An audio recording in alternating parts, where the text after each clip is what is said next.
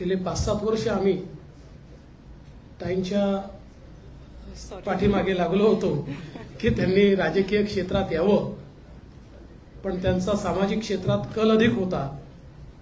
मात्र मला अतिशय आनंद आहे की त्यांनी फायनली निर्णय केला. कारण मी त्यांना एक गोष्ट सांगितली की भलेही शिवराज पाटील चाकूरकर साहेब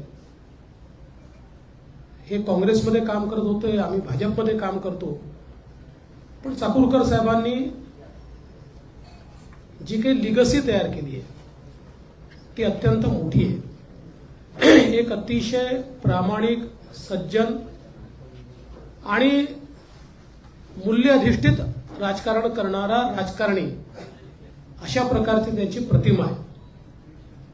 आणि ही जी लिगसी आहे ही पुढे नेण्याचं काम तुम्ही करू शकता.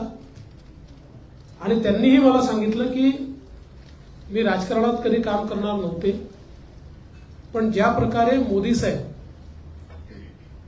गेल्या 10 वर्षामध्ये भारताला एक दिशा देत आहेत, गती देत आहेत, प्रगती देत आहेत. आणि मी सामाजिक काम करताना ज्या शेवटच्या माणसाकरता काम करत होते त्याच्या जीवनात जे परिवर्तन मोदी साहेबांनी केलंय त्यातनं मला देखील अशी प्रेरणा मिळाली की आता सामाजिक कार्यातनं राजकीय कार्याच्या मुख्य धारेमध्ये आपण समाविष्ट झालं पाहिजे. आणि चाकूरकर साहेबांनी ज्या प्रकारचे मूल्यधिष्ठित राजकारण केलं तशा प्रकारचं राजकारण आज जर करायचं असेल तर ते मला असं वाटतं की भारतीय जनता पक्षामध्ये करता येईल. आणि म्हणूनच मी भारतीय जनता पक्षात तुमचा सगळ्यांचा मला आग्रह होता, आता मी निर्णय केलाय. आणि मला या गोष्टीचा आनंद आहे की आज त्यांच्या प्रवेशामुळे एक अतिशय मजबूत असं नेतृत्व लातूर जिल्ह्यात आणि मराठवाड्यात आम्हाला या ठिकाणी मिळालेलं आहे. मागच्या काळात बसवराज पाटील साहेबांनी प्रवेश केल्यामुळे एक चांगलं नेतृत्व आम्हाला मिळालं. आता ताईंच्या प्रवेशाने मला असं वाटतं की निश्चितपणे म्हणजे निवडणुकीत तर त्याचा फायदा होणार याबद्दल कोणाच्या मनात शंका नाही. आमचे सुधाकरराव श्रंगारे यांची जागा ही अधिक ताकदीनं निवडून येईल, धाराशिवमध्ये देखील आम्हाला त्याचा फायदा होईल याबद्दल आमच्या मनात शंका नाही. पण त्यासोबत एक लॉंग टर्मचं नेतृत्व आज आपण पाहतोय की ज्या प्रकारे मोदीजींनी सर्व क्षेत्रामध्ये महिलांचं नेतृत्व उभं राहिलं पाहिजे याकरता प्रयत्न सुरू केले आहेत. अशा काळात एवढं चांगलं नेतृत्व हे भारतीय जनता पक्षात आलं म्हणून मी अतिशय मनापासून त्यांचं स्वागत या ठिकाणी करतो. आणि त्याचसोबत आमचे राजेश्वरजी निठुरे 8 वेळा नगरसेवक, 7 वेळा नगराध्यक्ष, एक प्रकारे मी असं म्हणेन की मोठी राजकीय कारकीर्द त्यांना लाभली आणि लोकांचं सातत्याने प्रेम हे त्यांच्यावर राहिलेलं आहे. जमिनीशी जुडलेला, सर्वसामान्यांमध्ये काम करणारा आणि प्रत्येकाला आपल्या घरचा माणूस असा वाटणारा अशा प्रकारचे नेतृत्व आज भारतीय जनता पक्षामध्ये या ठिकाणी सम्मिलित होत आहे. खूप प्रदीर्घ अनुभव त्यांना आहे. त्यांनी अनेक महामंडळांवर काम केलं आहे, कमिट्यांवर काम केलं आहे. त्यामुळे परिपक्व अशा प्रकारचं नेतृत्व हे आज या ठिकाणी येत आहे. उदगीर असेल, लातूर जिल्हा असेल, यामध्ये निश्चितपणे त्यांच्या प्रवेशाने भारतीय जनता पक्षाला एक मोठा फायदा होईल. खूप वर्ष त्यांनी काँग्रेस पक्षामध्ये काम केलं. काँग्रेसचे जे अनेक शीर्षस्थ नेते होते त्यांच्या अतिशय जवळचे म्हणून त्यांनी काम केलं. पण आता ते देखील भारतीय जनता पक्षात काम करतायत आणि आम्हाला विश्वास आहे की त्यांच्या येण्यामुळे देखील एक मोठा फायदा आम्हाला या ठिकाणी मिळेल. मी आज या दोनही व्यक्तींचं भारतीय जनता पक्षामध्ये स्वागत करतो आणि मला विश्वास आहे की येत्या काळातली त्यांची वाटचाल ही अतिशय चांगली या ठिकाणी असेल. खरं म्हणजे ताईंनी तर सांगितलं की मंचावरचे सगळेच लोक हे त्यांना आग्रह धरत होते. म्हणजे या ठिकाणी कराड साहेब असतील, राणा जगजित सिंग असतील, अभिमन्यू पवार असतील, सगळ्यांचा आग्रह होता. ताई आता तुम्ही त्यांचा आग्रह सगळ्यांचा मान्य करून आल्या. आता तुम्ही पुढच्या काळामध्ये एक मजबूत नेतृत्व उभं करा. ज्या प्रकारे तुम्ही सामाजिक काम उभं केलं, आता तेवढ्याच ताकदीनं राजकीय काम तुम्ही उभं करावं, अशा प्रकारची मी शुभेच्छा तुम्हाला या निमित्ताने देतो.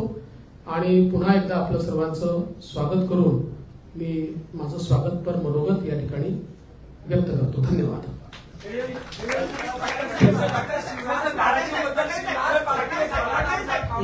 एकाने प्रश्न विचारला, मी मराठीमध्ये करू आणि मग मराठीत करू आधी हा विषय.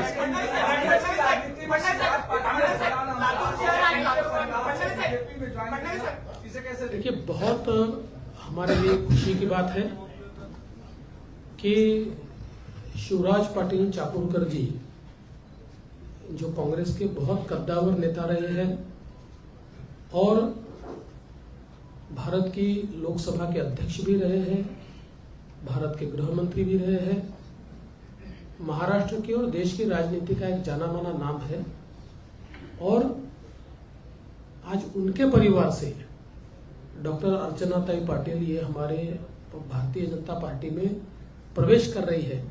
ये हमारे लिए बहुत महत्वपूर्ण और बहुत हर्ष की बात है. हम सभी जानते हैं कि शिवराज पाटिल चाकूरकर जी ने एक अपनी लीगेसी तैयार की है. एक मूल्यों की राजनीति करने वाला, एक स्ट्रेट फॉरवर्ड राजनीति करने वाला, एक स्वच्छ छवि से राजनीति करने वाला, इस प्रकार का, भले हमारे विरोध में रहे, वो कांग्रेस में है, लेकिन उनकी छवि एक अलग प्रकार की छवि है. और उसी धरोहर को, उसी विरासत को लेकर आज अर्चना जी हमारी पार्टी में आई है और मोदी जी पर विश्वास रखते हुए उन्होंने ये कहा है कि 10 वर्षों में मोदी जी ने जिस प्रकार से देश को गति और प्रगति दी है, तो उससे मुझे प्रेरणा मिली है कि मैं भी देश की मुख्य धारा में काम करूं और भारतीय जनता पार्टी में काम करूं. मुझे लगता है कि उनका आना ये हमारे लिए, पार्टी के लिए एक बहुत ही मजबूती प्रदान करने वाला है. जैसे ही राजेश्वर जी निठुरे, जो 8 बार पार्षद और 7 बार निगम अध्यक्ष रहे, ऐसे निठुरे जी का भी प्रवेश ये भारतीय जनता पार्टी के लिए एक बहुत महत्वपूर्ण है. मैं दोनों का बहुत बहुत स्वागत करता हूँ. या मतदारसंघावर भाजपला मोदी लापेट सुद्धा झेंडा फडकवण्यात अपयश आलेलं आहे. भाजपचं तिथं बळ असताना सुद्धा ताकद दिली जात नाही असा पदाधिकाऱ्यांकडून आरोप होतोय. आता अर्चना पाटील लातूर शहरातून 2024 ला म्हणजे पुढील काळात संभाव्य उमेदवार असू शकतात का? लोकसभा संपून असं आहे की कोण संभावित उमेदवार असेल, कोण नसेल, याचा निर्णय भारतीय जनता पक्षाचं पार्लमेंटरी बोर्ड आणि इलेक्शन कमिटी घेते. जोपर्यंत ते निर्णय घेत नाही तोपर्यंत मीही उमेदवार नाही, तोपर्यंत बावनकुळे साहेबही उमेदवार नाही. त्याच्यामुळे त्यांना निर्णय घ्यायची मुभा द्या. पण मी एवढंच सांगतो, आमची तर इच्छा होती की 19ला त्यांनी लढावं.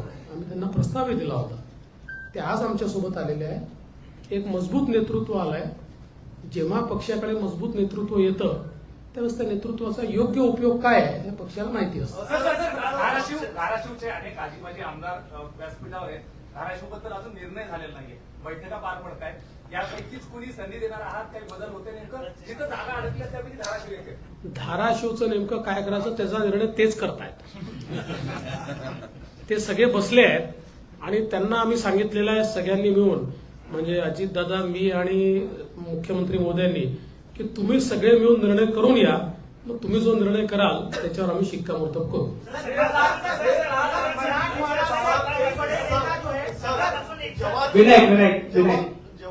सकाळपासून एक चर्चा सुरू आहे की मराठवाड्यात एक बडा नेता भाजपच्या पक्षात प्रवेश करेल, भाजपमध्ये प्रवेश करेल. संभाव्य कोण उमेदवार, संभाव्य तो नेता कोण असेल, तो नेता तुम्हाला भेटलाय देखील भेटलाय अशी चर्चा आहे.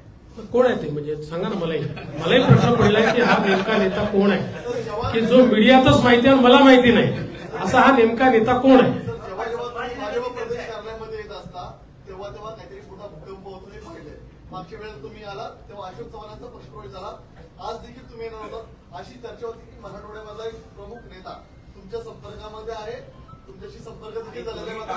तो पक्षप्रवेश आहे त्यामुळे तो रखडला. तो मुहूर्त तुम्ही नेमका कधी गाठाल? असं आहे की पहिल्यांदा तर मराठवाड्यातल्या मोठ्या नेत्यांनी प्रवेश केला आहे.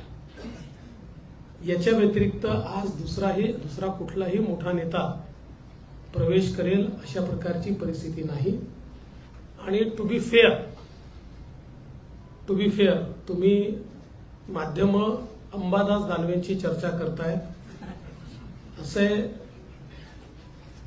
आम्ही जर ऑपरेशन केलं ना तुम्हाला कळतच नाही आणि तुम्हाला कळलं तर लक्षात ठेवा ऑपरेशन नाही. त्यामुळे अंबादास दानवेंची आमचा कुठलाही संपर्क नाही. त्यांच्या प्रवेशाची आमच्याकडे तरी कुठलीही चर्चा नाही. रात भर ट्विटर ट्रेंड कर रहा था कि महाराष्ट्र में राजनीतिक भूकंप होने वाला है और आज ही होगा या सोमवार को होगा. इस तरीके का अरे मैं भी आपको पूछना चाहता हूं भाई ये भूकंप क्या है मुझे तो बताओ. जो भूकंप हम करने वाले हैं ऐसा बोला जाता है तो उसका सस्पेंस हमारे लिए तो छोड़ो, हमको तो बताओ कि किसके बारे में बातचीत चल रही है. अगर कोई अच्छा नाम होगा तो हम भी उसका पीछा करना चालू करेंगे. नोव्हेंबरचा रिपोर्ट हा तुमच्या हाती असतो. ऑपरेशन कधी होतं हे खरंच कुणाला कळत नाही.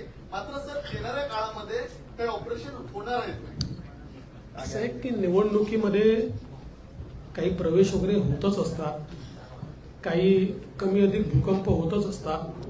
आज तरी असं कोणी नाही किंवा ज्या माणसांना तुम्ही संशयाच्या घेऱ्यात उभे करताय to be fair to them त्यांच्यापैकी कोणी नाही.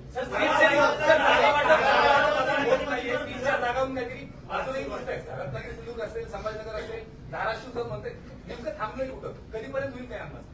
नाही खरं आहे, तुम्ही म्हणता अशा 4-5 जागांवर आमचं अडलेलं आहे. काय असतं की एक जागा अडली की 3 जागा अडतात, कारण मग ही यांची असेल तर ती त्यांची असते. तर त्या हिशोबाने पण मला असं वाटतं की म्हणजे आता आमच्या सीट्स देखील घोषित झाल्या, कदाचित काही सीट्स राष्ट्रवादी देखील आज उद्या घोषित करेल. त्यामुळे फार अडलाय अशी परिस्थिती नाहीये, थोडंसं अडलाय, 1-2 दिवसात सॉल्व्ह करू. पार्टी ज्वाइन कर सकते हैं क्या? चर्चा के लिए संभावना है, आप बताइए क्या कितना तक सच है वो आपके संपर्क में है? कौन? अमित देशमुख. कहीं से भी मेरे संपर्क में अमित देशमुख नहीं है. उनके भारतीय जनता पार्टी के प्रवेश की कोई चर्चा नहीं है. मुझे ऐसा लगता है कि देखिए कोई हमारा विरोधी भी है तब भी उसको बिना कारण के संशय के घेरे में लाना ये ठीक राजनीति नहीं है. सूरज पिछले 4 महीने से लगातार कांग्रेस एनसीपी की बैठक चल रही थी, लेकिन अब फ्रेंडली फाइट की बात आ गई है. इसको कैसे देखते हैं? 4 महीने फिर बैठक का देखिए चाहे वो महाविकास आघाड़ी हो चाहे इंडी अलायंस हो, ये फ्रेंडली फाइट ही है. ये सब फ्रेंड करके बैठते हैं, एक दूसरे से फाइट करके वापस जाते हैं, इसलिए फ्रेंडली फाइट ही चल रही है 4 महीने से. महाविकास आघाडी असो की इंडी अलायन्स असो, ही फ्रेंडली फाईटच आहे. गेले 4 महिने तुम्ही बघताय हे फ्रेंड म्हणून बघतात आणि फाईट करून वापस जातात. त्यामुळे फ्रेंडली फाईटच त्यांची चालली. या जिल्ह्यातून हा पक्षप्रवेश होतोय. लातूरमध्ये पाठीमागच्या काही काळामध्ये पदाधिकाऱ्यांमध्ये वाद झाला होता. कुठेतरी पक्ष नेतृत्वाचा नियंत्रण कमी पडतंय, कारण की आज सुद्धा रमेश कराड या ठिकाणी उपस्थित नाहीत. जिल्ह्याचा एक मोठा पक्षप्रवेश होत असताना एक आमदार उपस्थित नाहीत. रमेश कराडांचा तर सर्वात जास्त आग्रह होता की ताईंना पक्षात घ्या. आता सगळे रोज पोचूच शकतील असं नाहीये, कोणाला काही कामं असतात, काही अडचणी असतात.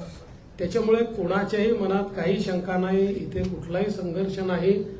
भारतीय जनता पक्षामध्ये एखाद्या विषयावर वेगवेगळी मतं व्यक्त करता येतात, पण सगळे एकत्रितपणे काम करतायत. आणि मला विश्वास आहे की लोकसभेच्या निवडणुकीत जी लोकल टीम आमची आहे आणि आता ताई पण आल्या आहेत, विठुरीजी पण आले आहेत, एक रेकॉर्ड विजय आम्ही मिळवणार. मनसे संदर्भात भूमिका या लोकसभा निवडणुकीत घेतली जाणार आहे का? बैठका पार पडलेल्या आहेत परंतु त्यांच्या देखील बैठका पार पडल्या. बैठका झाल्या आहेत याबद्दल कुठलेही दुमत नाहीये. शेवटी आपण लोकसभा निवडणुकीला जातो त्यावेळेस सगळ्या प्रकारच्या शक्यता अशक्यता काय करू शकतो काय नाही करू शकत याच्या चर्चा होतात. मी आज एवढंच सांगेल की अद्याप कुठलाही निर्णय आमचा त्या संदर्भातला नाही. बोल दिया भैया. क्यों बेचारे अंबादास दानवे जी को विपक्ष के नेता है क्यों उनको इतना परेशान कर रहे हो आप लोग?